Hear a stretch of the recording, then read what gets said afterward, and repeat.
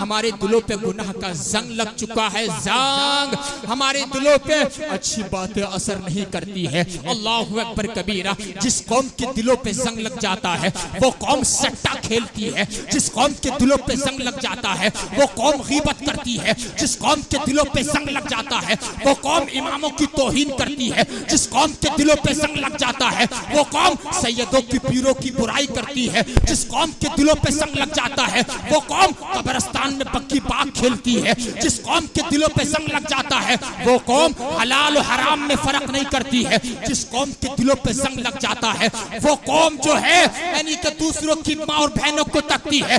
या रसूल अल्लाह, अगर इस दिल पे जंग लग जाए वो माँ जिलाऊहा, इसको कैसे जिलाया जाएगा? नबी ने फरमाया दिल पे अगर जंग लग जाए तो इस दिल को जिंदा करने का एक ही तरीका है, कसरतु जिक्रिल मौत व तिलावतुल कुरान। मौत को कसरत से याद करना, कुरान की तिलावत करना, दिल जिंदा हो जाएगा।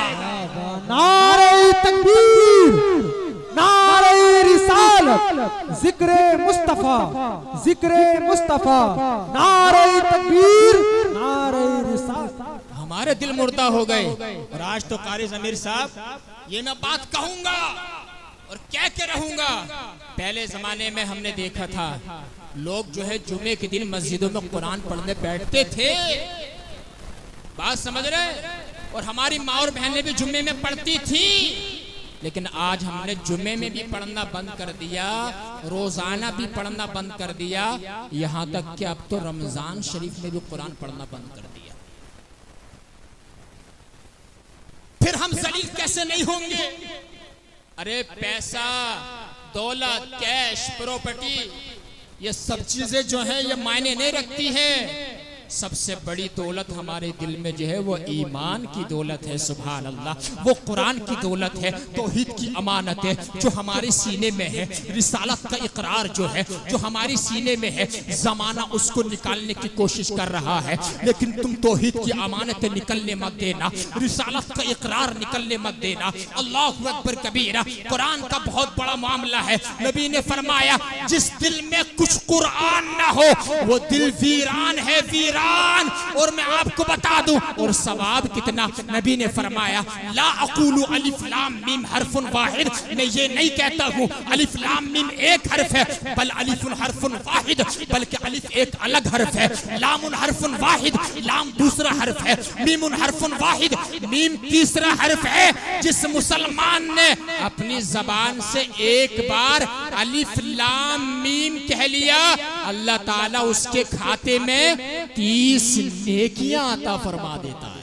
सुभान अल्लाह, सुभान अल्लाह। और इनके सीने में तो पूरा कुरान है, तो क्या मकाम होगा और देखने का मंजर होगा, देखने का। अब जो है इनके बाप के सर पे ऐसा ताज रखा जाएगा जिसके सामने सूरज की रोशनी फीकी पड़ जाएगी। लोग कहेंगे ये कौन है? कहा जाएगा ये वो माँ बाप हैं जिन्होंने दुनिया में अपने बच्चों को हाफिज कुरान बनाया था। लोग कहेंगे काश हम भी अपने बच्चों को हाफिज कुरान बनाए होते। हाँ मेरे भाई, हम तो दुनिया के पीछे भागते हैं, सिर्फ पैसा, दुनिया दुनिया दुनिया। आज 1 लाख है, कल को 2 लाख हो जाए। आज 1 प्लाट है, कल को 2 प्लाट हो जाए।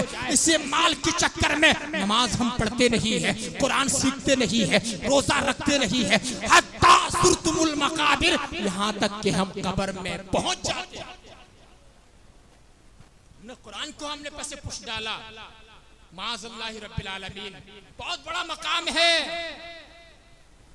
जो कौम कुरान से जुड़ी हुई रहती है अल्लाह ताला उसको ओजे सुरैया से भी बुलंद मकाम अता फरमाता है। तो कुरान सीखेंगे, जोर से बोलो, हाथ उठा करके बोलो इंशाअल्लाह, इंशाअल्लाह। कुरान करीम। अब जरा देखो नबी अलैहिस्सलातु वस्सलाम का फरमाने आलिशान आप सुनो। नबी ने फरमाया अल्लिमू औलादकुम सलासा खिसाल। आका फरमाते हैं अपनी औलाद को 3 चीजों की मोहब्बत सिखा करके जाओ। सुभान अल्लाह। कितनी चीजों की? जोर से बोलो। 3 चीजों की मोहब्बत। हुब्ब नबीयिकुम फर्स्ट नंबर पे, सबसे पहले नबी ने फरमाया मेरी मोहब्बत अपनी औलाद को सिखाओ। सुभान अल्लाह। इसलिए कि नबी की मोहब्बत ऐने ईमान है। जिस दिल में नबी की मोहब्बत नहीं है वो इंसान मुसलमान नहीं हो सकता है। सुभान अल्लाह। अंदाजा लगाओ जरा, पहले नंबर पे नबी का प्यार सिखाओ और सेकंड नंबर पे वहुब्बा अहली बैती, मेरे अहले बैत का प्यार सिखाओ। सुभान अल्लाह। हसन हुसैन का प्यार सिखाओ, इमाम ज़ैनुल आबिदीन का प्यार सिखाओ, इमाम बाकर का प्यार सिखाओ, इमाम जाफर सादिक का प्यार सिखाओ, इमाम मूसा कासिम का प्यार सिखाओ, इमाम तकी का प्यार सिखाओ, इमाम नकी का प्यार सिखाओ, इमाम हसन अस्करी का प्यार सिखाओ और इनकी सीरत सिखाओ। सीरत सिखाओगे जिंदगी में इनकलाब आ जाए। सुभान अल्लाह। एक बहुत प्यारा वाक्य मैंने पढ़ा एक दिन। इमाम हसन कौन है? जोर से बोलो। हुजूर के बड़े नवासे और छोटे नवासे का नाम बताओ। शहीद करबला। इन दोनों भाइयों में मामूली सी नाराजगी हो गई। क्या कोई जोर से बोलो? मामूली सी हो जाती है। इतने बड़े सहाबी हैं, मामूली सी नाराजगी। अरे मैं क्या बता रहा हूँ आपको और आप क्या सुन रहे हैं? हसन हुसैन में मामूली सी नाराजगी। लेकिन अभी 2 दिन हुए थे, हजरत अबू हुरैरा तशरीफ लाए बड़े भाई इमाम हसन के पास और आकर के कहा हसन तुम्हारी जो है हुसैन से नाराजगी है, जाओ जाकर के सुलह कर लो और सुलह करने के बाद मुलाकात कर लो। अल्लाह अकबर। 3 दिन हुए थे, चूंकि 3 दिन से ज्यादा नाराजगी मुसलमानों में जायज नहीं है। अल्लाह अकबर कबीरा। जरा अंदाजा लगाओ, हजरत अबू हुरैरा वो हैं, अगर इन्हें हदीस के दुनिया से निकाल दिया जाए तो हदीस में कुछ बचता ही नहीं है। तो हजरत अबू हुरैरा छोटे भाई इमाम हुसैन के पास आए और आने के बाद कहा जाओ सलाम दुआ कर लो और जाने के बाद मुलाकात कर लो। इमाम हुसैन ने कहा, छोटे वाले भाई ने, मैं नहीं जाऊंगा। क्या कहा? जोर से बोलो। मैं नहीं जाऊंगा। कहा क्यों? देखो अहले बैत की सीरत में अगर हम अमल कर लें हमारी जिंदगियों में रोशनी आ जाएगी। सुभान अल्लाह। इमाम हुसैन ने कहा बड़े भाई के पास जाकर के मैं सलाम नहीं करूंगा। कहा क्यों? कहा मैंने अपने नाना जान से सुना है, मैंने अपने नबी से सुना है। कहा तुमने क्या सुना है? कहा मैंने ये सुना है जो 2 मुसलमानों में आपस में नाराजगी हो जाए, आपस में तल्ख कलामी हो जाए, उन 2 मुसलमानों में जो पहले बोल लेगा, जो पहले सलाम कर लेगा, जो पहले नाराजगी को दूर कर लेगा, मेरे नबी ने फरमाया जन्नत में भी पहले वही जाएगा। जो पहले सलाम कर लेगा जन्नत में भी पहले वही जाएगा। इमाम हुसैन की सोच देखो। आपने फरमाया मैं ये नहीं चाहता हूँ मैं अभी जाकर के भाई को सलाम कर लूं, कहीं ऐसा ना हो नबी की हदीस की वजह से जन्नत में पहले मैं चला जाऊं। मैं छोटा हूँ, बड़े भाई से पहले मैं जाना नहीं चाहता हूँ। हजरत अबू हुरैरा इमाम हसन के पास आए। आने के बाद कहा ऐसी ऐसी बात है। इमाम हसन अपनी जगह से उठे और उठने के बाद इमाम हुसैन के पास आए, सलाम दुआ की, नाराजगी को दूर कर लिया। सुभान अल्लाह। हदीस से पाक के मुताबिक जो है इमाम हुसैन से पहले हजरत हसन जन्नत में जाने के पहले हकदार बन जाते हैं। मेरे भाई हाँ ये इस्लाम की तस्वीर है, ये अहले बैत की सीरत है। अगर हम इनकी सीरत पे अमल कर ले इंशाअल्लाह ताला जिंदगी में इनकलाब आ जाएगा, आखिरत सर सबसे शादाब हो जाएगी। असल मामला अमल का है, अमल अगर आ जाए तो हमारी दोनों जहां कामयाब है। तो सेकंड नंबर पे नबी ने क्या फरमाया? मेरी अहले बैत का प्यार सिखाओ। प्यार। और अहले बैत कौन है बता दूं आपको? अहले बैत कश्ती उम्मत हैं और सहाबा सारे के सारे सितारे हैं। वाह वाह वाह वाह। सुभान अल्लाह। सहाबा सितारे हैं, अहले बैत प्यारे हैं और हम हैं TTS अहले सुन्नत। हम हैं अहले सुन्नत। हम ना सहाबा का दामन छोड़ेंगे ना अहले बैत का दामन छोड़ेंगे। हम दोनों को मानने वाले हैं और हम तो आला हजरत की जबान में बांगे दुहल बोलेंगे कि अहले सुन्नत का है बेड़ा पार, असहाबे हुजूर नज्म है और नाव है इतरत रसूलुल्लाह। वाह वाह वाह, नारे तकबीर, नारे रिसालत, उलमाए अहले सुन्नत। ये अहले बैत का मकाम है। तो सेकंड नंबर पे नबी ने फरमाया मेरी अहले बैत का प्यार सिखा के जाना। और तीसरे नंबर पे नबी ने क्या फरमाया मालूम है? व तिलावतल कुरान, अपनी औलाद को कुरान की तिलावत सिखा के जाना। जोर से बोल दो यार सुभान अल्लाह। कुरान की तिलावत जो है तुम अपनी औलाद को सिखा करके जाना, इसलिए कि अगर कुरान सीने में आ जाएगा और माँ बाप दुनिया से चले जाएंगे तो कसम खुदा की यही औलाद है जो कुरान करीम पढ़ पढ़ के अपने बाप को ईसाले सवाब करेगी। सुभान अल्लाह। इसलिए कुरान करीम का याद करना बहुत ज़रूरी है, उसका पढ़ना बहुत ज़रूरी है। और इतना शिफा का मामला है कि अल्लामा इस्माइल हक़ी ने तफसीरे रूहुल बयान में एक वाक़िया लिखा है। वो वाक़िया क्या है बता दूं? हाथ उठा करके बोलो सुभान अल्लाह। फरमाते हैं कि रूम में एक बादशाह रहता था। कहां पर? रूम का एक बादशाह। उसके सर में ना दर्द रहता था, बहुत ज्यादा तकलीफ रहती थी। डॉक्टरों से इलाज चलता रहा, तबीबों से इलाज चलता रहा, हकीमों से इलाज चलता रहा। कई महीने हो गए, लेकिन बादशाह था बादशाह, लेकिन सर का दर्द ठीक होने में नहीं आ रहा था। बादशाह को ज़हन में आया कि अगर मेरा सर का दर्द ठीक हो सकता है तो मदीने में नबी का एक कलंदर रहता है जिनका नाम उमर बिन खत्ताब है। क्या है? जोर से बोलो। उमर फारूक आजम का दौर था। उसने अपना एक कासिद लिया और कासिद जो है मदीने में भेज दिया। जैसे ही मदीने में कासिद आया है, कासिद ने आकर के कहा कि मैं अस्सलामु अलैका, वालेकुम सलाम, का कैसे आए हो? कि हमारा बादशाह जो रूम का बादशाह है उसके सर में दर्द रहता है। उमर फारूक आजम। कौन उमर फारूक आजम? वो उमर फारूक आजम जो 22 लाख मुरब्बा मील पर हुक्मरानी करने वाले हैं। सुभान अल्लाह।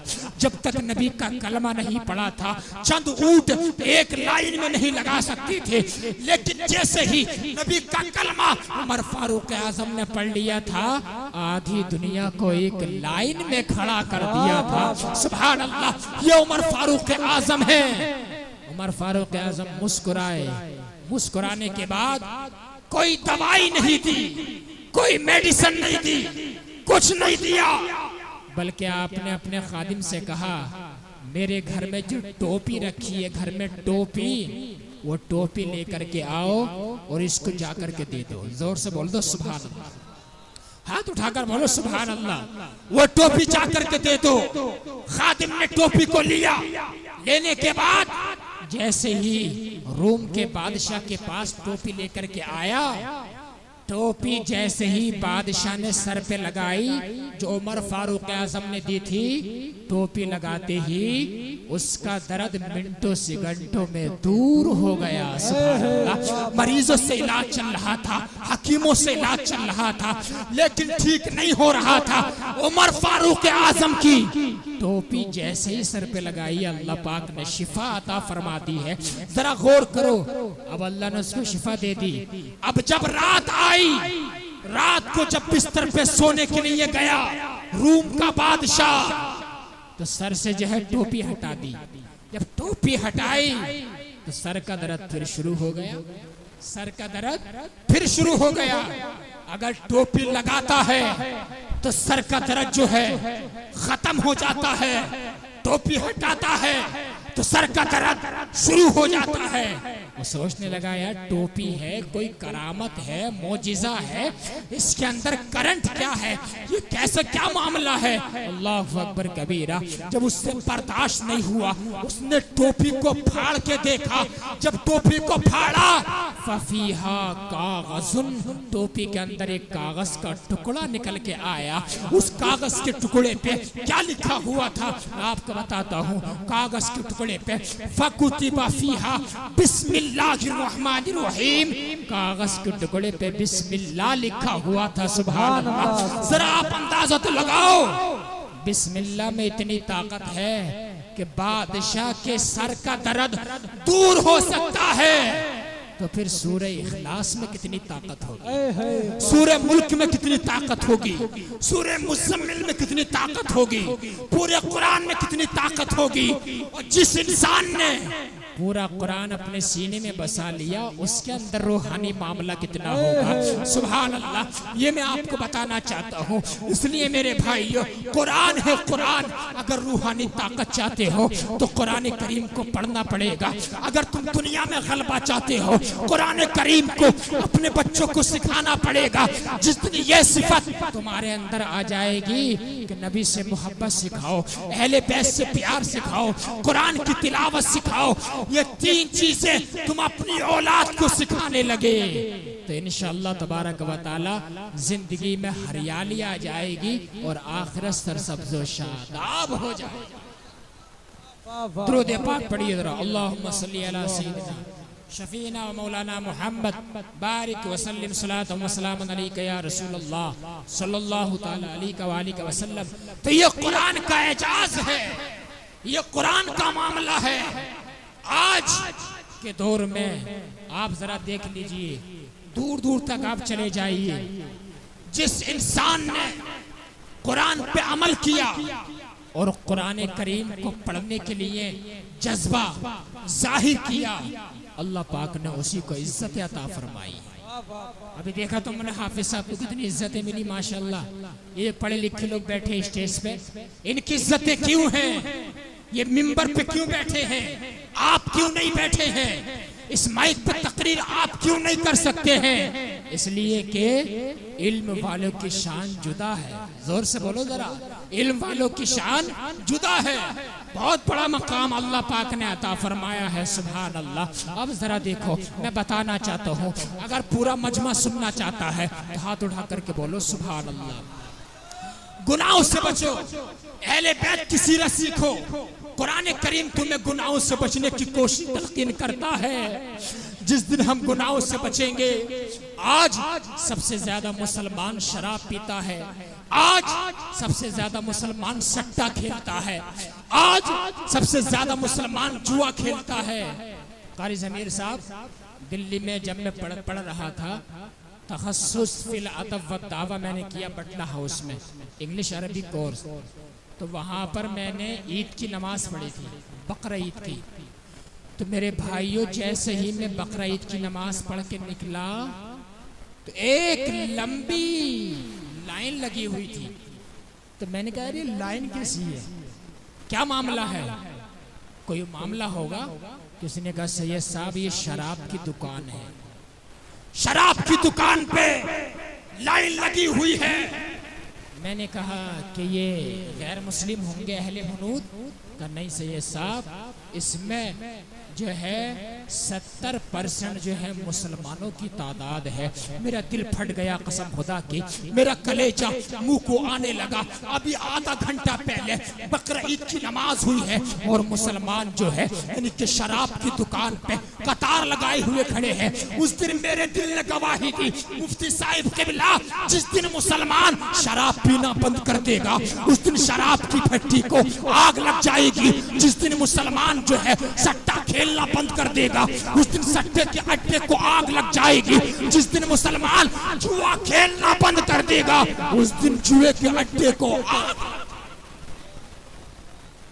नारे तकबीर, नारे रिसालत, ताजदार खत्म नबूवत मसलके आला हजरत। गुनाह हम करते हैं, ए मेरे भाइयों गुनाहों से बचो, झूठ से बचो, ग़ीबत से बचो, चुगलखोरी से बचो, बदज़बानी से बचो, गाली गलौज से बचो, सट्टे से बचो, रिश्वत से बचो, आलिमों की तौहीन से बचो, इमामों के अपमान से बचो। ए अल्लाह इन गुनाहों से बचेंगे, मालिक क्या मिलेगा? अल्लाह पाक ने फरमाया, ए लोगों अगर तुम बड़े बड़े गुनाहों से बचोगे, इन तजतनिबू कबाइर मा तुनहौना अन्हु नुकफ्फिर अन्कुम सय्यिआतिकुम व नुदखिलकुम मुदखलन करीमा। ए लोगों अगर तुम बड़े बड़े गुनाहों से बचोगे, मैं तुम्हें रिजल्ट ये दूंगा, मैं तुम्हें नतीजा ये दूंगा, मैं तुम्हें बेनिफिट ये दूंगा। नुकफ्फिर अन्कुम सय्यिआतिकुम, तुम सिर्फ बड़े गुनाहों से बच जाना, छोटे छोटे गुनाह हम तुम्हारे ऐसे ही मुआफ फरमा देंगे। व नुदखिलकुम मुदखलन करीमा, और तुम्हें जन्नतुल फिरदौस में मेहमान नवाजी अता फरमाएंगे। जरा अंदाजा लगाओ, ये गुनाह है गुनाह, और एक गुनाह बहुत बड़ा है जो मैं आपको बताना चाहता हूँ। अगर किसी के अंदर ऐब है तो उस ऐब को जाहिर करना, बयान करना गीबत है। क्या है? जोर से बोलो। किसी बच्चे का अच्छा रिश्ता आ गया, अल्लाहु अकबर कबीरा। अरे हम तो इतने कम सर्फ हो गए, दो भाइयों में अगर कारी ज़मीर साहब नाराजगी है, एक भाई के घर पे शादी आ गई तो अब वो खुद नहीं जा रहा, पड़ोसियों को, मोहल्ले वालों को भेज रहा, यार उनसे जाके पूछ के जरा कि अगर वो आ रहे हैं हमारे घर तब तो हम उन्हें मनाने आ रहे हैं, वरना जो है हम उन्हें मनाने नहीं आएंगे। ये मामलात है भाइयों के आज के दौर में। सबकी बात नहीं कर रहा, कुछ ऐसे है। मैं पूछना चाहता हूँ यार, तूने अपने भाई को गैर बना दिया है यार, वो तो तेरा खून का रिश्ता था, कसम खुदा की तुझे तो ये चाहिए था, पड़ोसियों को नहीं भेजता, मोहल्ले वालों को नहीं भेजता, बल्कि खुद अपने पैरों से तू चल के जाता और जाकर के कहता, मेरे भाई मैं खुद आया हूँ, और जब तक तुम्हारे भाई की शादी नहीं होगी, जब तक तुम्हारा कदम मेरे घर में नहीं आएगा, तक तुम्हारे भतीजे की शादी नहीं होगी, जब तक तुम्हारा कदम मेरे घर में नहीं आ जाएगा। लेकिन आज तो रिश्ता आ रहा ना, भजकरे पहले मार रहा है। हाँ मार ले भजकरे, हाँ तोड़वा दे रिश्ते, लेकिन याद रखना एक दिन कयामत का दिन भी है, एक दिन इंसाफ का दिन भी है, एक दिन मरना है, दुनिया में नहीं रहना है। हमारे प्यारे आका मोहम्मद मुस्तफ़ा सल्लल्लाहु अलैहि वसल्लम जब मेराज को गए, कहाँ गए? जोर से बोलो। मेराज को गए, अल्लाह ताला की जियारत की लामकाम में गई। गौर करना, जब जन्नत को देखा एक संदूक नजर आया। क्या नजर आया? संदूक। या अल्लाह इसको खोल लो, हबीब खोल लो। खोल करके देखा, संदूक के अंदर एक खूबसूरत जुब्बा नजर आया। बोल दो यार सुभान अल्लाह। खूबसूरत जुब्बा नजर आया। और इस वाक़िये को आला हज़रत के खलीफा मलिकुल उलमा अल्लामा ज़फ़रुद्दीन बिहारी ने अपनी किताब में लिखा है। सुभान अल्लाह। फरमाते हैं जब नबी ने संदूक खोला, उसके अंदर जुब्बा देखा। जैसे ही नबी ने जुब्बे को पहना, नबी के जुब्बा पहनने की वजह से जुब्बे में और खूबसूरती आ गई। सुभान अल्लाह। जुब्बे की वजह से नबी में खूबसूरती नहीं आई है, नबी के पहनने की वजह से और उसमें खूबसूरती आ गई है। सुभान अल्लाह। अब इजाजत चाहिए, या अल्लाह अगर तू इजाजत दे दे तो मैं इस जुब्बे को जमीन पे लेके जाना चाहता हूँ। अल्लाह ने फरमाया हबीब हम तो तुम्हारी रजा चाहते हैं, जैसे तुम राजी हो जाओ। मेरे इमाम का कलम इश्क रसूल में झूम करके बोला, खुदा की रजा चाहते हैं तो आलम, खुदा चाहता है रजाए मोहम्मद। और इजाबत का सेहरा इनायत का जोड़ा दुल्हन बन के निकली। दुआए मोहम्मद और इजाबत ने झुक के गले से लगाया। बड़ी नाज से जब दुआए मोहम्मद। सुभान अल्लाह। ये मेरे नबी की शान है। नबी ने जुब्बा लिया, लेने के बाद जमीन पे आए। जैसे जमीन पे आए, यारे गारे मुस्तफा अफजलुल बशरी बादल अंबियाई बिताकीक, नबियों के बाद जिनका सबसे बड़ा मर्तबा है, सिद्दीक अकबर तशरीफ लाए। अब मैं अपने रंग में आ रहा हूँ, जरा जोर से बोलो सुभान अल्लाह। कौन तशरीफ लाए? जोर से बोलो। सिद्दीक अकबर तशरीफ लाए। लाने के बाद कहा, या रसूल अल्लाह, ये जुब्बा बड़ा प्यारा लग रहा है। आका, ये जुब्बा आप मुझे दे दीजिए। नबी ने फरमाया, सिद्दीक की शान क्या मालूम है? सिद्दीक का मर्तबा क्या मालूम है? हमारे नबी ने फरमाया, मेरे सिद्दीक की शान ये है, कयामत के दिन अल्लाह ताला गज़ब व जलाल में होगा, लेकिन मेरे सिद्दीक का चेहरा देखकर अल्लाह ताला का गुस्सा ठंडा हो जाएगा। ये सिद्दीक अकबर की शान है। नबी ने फरमाया, गौर कर रहे हैं आप मेरी बात पे, जुब्बे का क्या करोगे? क्या करोगे? कहा, या रसूलल्लाह, जुब्बा पहनने के बाद दुनिया में सदाकत को आम कर दूंगा। नबी ने फरमाया, सिद्दीक तुमने बहुत बड़ी बात कही है, लेकिन तुम अल्लाह ताला की मुराद को नहीं पहुंचे। जोर से बोलो, अल्लाह ताला के राज़ों को नहीं पहुंचे। ये जुब्बा मैं आपको नहीं दूंगा। फिर दूसरे खलीफा, आज दुनिया पे हुकूमत करने वाले उमर फारूक आजम तशरीफ लाए। या रसूल अल्लाह, ये जुब्बा आप मुझे दे दीजिए। नबी ने फरमाया, ए उमर, तुम क्या करोगे? हजरत उमर ने कहा, या रसूल अल्लाह, ये जन्नती जुब्बा पहनने के बाद जो है दुनिया में अदालत को कायम कर दूंगा, इंसाफ कायम कर दूंगा। नबी ने फरमाया, उमर, तुमने भी बहुत बड़ी बात कही है, लेकिन तुम अल्लाह की मुराद को नहीं पहुंचे हो, तुम अल्लाह ताला के राज़ों को नहीं पहुंचे हो। ये जुब्बा मैं तुम्हें भी नहीं दूंगा। अब तीसरे नंबर के खलीफा उस्मान ज़ुन्नूरैन तशरीफ लाए, जिनके निकाह में अल्लाह के नबी ने एक के बाद दिगर 2 बेटियां अता फरमाई है। कौन? उस्मान गनी। वो उस्मान गनी जिनको शर्मो हया ऐसी थी, जब गुस्ल खाने में नहाते थे तो लुंगी पहन करके नहाते थे, रान को रान से चुपका के नहाते थे। ऐसी हया उस्मान गनी की कि नबी लेटे हुए हैं। सिद्दीक अकबर आए, इजाजत चाहिए। या रसूलुल्लाह, आ जाओ। आ जाइए। नबी ऐसे ही लेटे रहे। हुजूर की टखना शरीफ पिंडली हटी रही, लुंगी ऊपर थी। उमर फारूक आजम तशरीफ लाए, हुजूर ऐसे ही लेटे रहे, टखना दिख रहा था। उस्मान गनी दरवाजे पे आए, इजाजत चाहिए अंदर आने की। या रसूलुल्लाह, मैं आ जाऊं? हुजूर ने फरमाया, उस्मान से कह दो वो रुक जाए बाहर। का किस लिए? नबी ने फरमाया। हुजूर उठ करके बैठ गए, लुंगी को सीधा कर लिया। उस्मान गनी आए, मुलाकात हुई। जब वापस चले गए, उम्मुल मोमिनीन आयशा सिद्दीका ने अर्ज की, या रसूल अल्लाह, मेरे बाप अबू बकर आए, आप उसी तरह लेटे रहे। उमर फारूक आजम आए, आप उसी तरह लेटे रहे। उस्मान जब दाखिल हुए, आप उठ करके बैठ गए, लुंगी को सीधा कर लिया। मेरे नबी ने फरमाया, आयशा, बात ये है, अला अस्तही तस्तही मिनहुल मलाइका, क्या मैं उस आदमी से हया ना करूं जिससे फरिश्ते भी हया,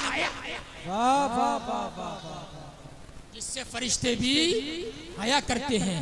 या रसूलुल्लाह, जन्नती जुब्बा मुझे दे दो। नबी ने फरमाया, क्या करोगे? आका, जुब्बा पहनने के बाद जो है दुनिया में सहावत को आम कर दूंगा, दुनिया में शर्म को आम कर दूंगा, दुनिया में हया को लाजिम करार दे दूंगा। नबी ने फरमाया, ए मेरे उस्मान, तुमने बात तो बहुत बड़ी कही है, लेकिन तुम अल्लाह ताला की मुराद को नहीं पहुंचे हो। ए उस्मान, तुम अल्लाह ताला के राज़ों को नहीं पहुंचे हो। और मेरे रब ने फरमाया है, हबीब, जन्नती जुब्बा लेकर के तो जा रहे हो, जमीन पे जाने के बाद उसी को देना जो मेरी मुराद को पहुंच जाए। अब चौथे नंबर पे मौलाए कायनात मौला अली तशरीफ लाए। सुभान अल्लाह, हसनैन करीमैन के वालिद तशरीफ लाए, सईद कायनात के सरताज तशरीफ लाए, हुजूर के भाई तशरीफ लाए, अली तशरीफ लाए। कौन अली? वो अली जिनका नाम ले लेके आज आदमी खाना खाता है। कौन अली? वो अली जिनका नाम ले लेके आज आदमी पानी पीता है। कौन अली? वो अली जिनका नाम ले लेके आज आदमी भारी चीजों को उठा लेता है। अहले नजर की आंख का तारा अली अली, अहले वफा के दिलों का सहारा अली अली। वो अली आए, या रसूल अल्लाह, ये जन्नती जुब्बा मुझे दे दीजिए। नबी ने फरमाया, अली तुम क्या करोगे? या रसूल अल्लाह, सिद्दीक अकबर ने तो सदाकत को आम करने की बात कही है, फारूक आजम ने तो अदालत को आम करने की बात कही है, उस्मान गनी ने तो सखावत को आम करने की बात कही है।